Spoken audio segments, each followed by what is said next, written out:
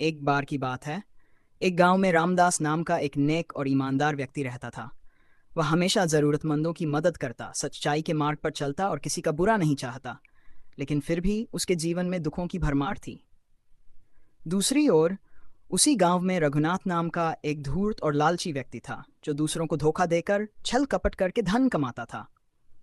आश्चर्य की बात यह थी कि रघुनाथ का जीवन ऐशो आराम से भरा था, जबकि रामदास कठिनाइयों से घिरा रहता था। रामदास के मन में यह सवाल बार बार उठता, मैं सारा जीवन अच्छे कर्म करता हूँ, फिर भी मुझे दुख क्यों मिलता है? और रघुनाथ जैसा पापी व्यक्ति सुखी क्यों है?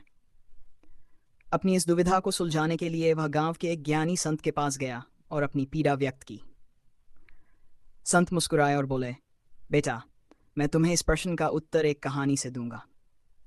संत ने समझाया, एक राजा था जो न्यायप्रिय था, लेकिन उसके राज्य में एक अपराधी था जिसने बहुत सारे पाप किए थे।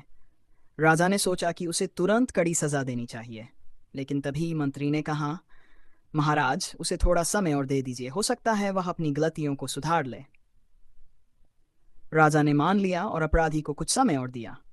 दूसरी ओर एक सैनिक था जिसने हमेशा ईमानदारी से राजधर्म निभाया। एक दिन युद्ध में वह घायल हो गया और उसकी मृत्यु हो गई। लोग सोचने लगे कि जिसने जीवन भर सेवा की उसे मृत्यु मिली, और जो अपराधी था उसे समय मिल गया। लेकिन राजा जानता था कि सैनिक ने अपने कर्मों का फल पा लिया और अपराधी को अपने कर्मों का फल भविष्य में मिलेगा। संत ने आगे कहा, रामदास, यह संसार एक कर्म भूमि है। तुम्हारे पिछले जन्मों के कर्म भी तुम्हारे वर्तमान जीवन को प्रभावित करते हैं। अच्छे लोगों को कभी कभी अपने पिछले जन्म के कर्मों का फल भुगतना पड़ता है, जबकि बुरे लोग अपने अच्छे कर्मों का बचा हुआ फल भोग रहे होते हैं। लेकिन न्याय का चक्र कभी रुकता नहीं। जब समय आएगा तो पापी को भी अपने कर्मों का दंड मिलेगा और सच्चे व्यक्ति को उसका उचित फल मिलेगा। रामदास को अब समझ आ गया कि ईश्वर का न्याय तुरंत नहीं होता, लेकिन अवश्य होता है।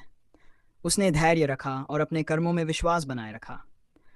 समय बीता, रघुनाथ के पाप बढ़ते गए और अंत में उसे एक बड़ी विपत्ति ने घेर लिया। दूसरी ओर रामदास की ईमानदारी और अच्छाई ने उसे सम्मान और समृद्धि दिलाई। सीख, कर्मों का फल अवश्य मिलता है, कभी जल्दी कभी देर से, लेकिन न्याय का चक्र अवश्य घूमता है।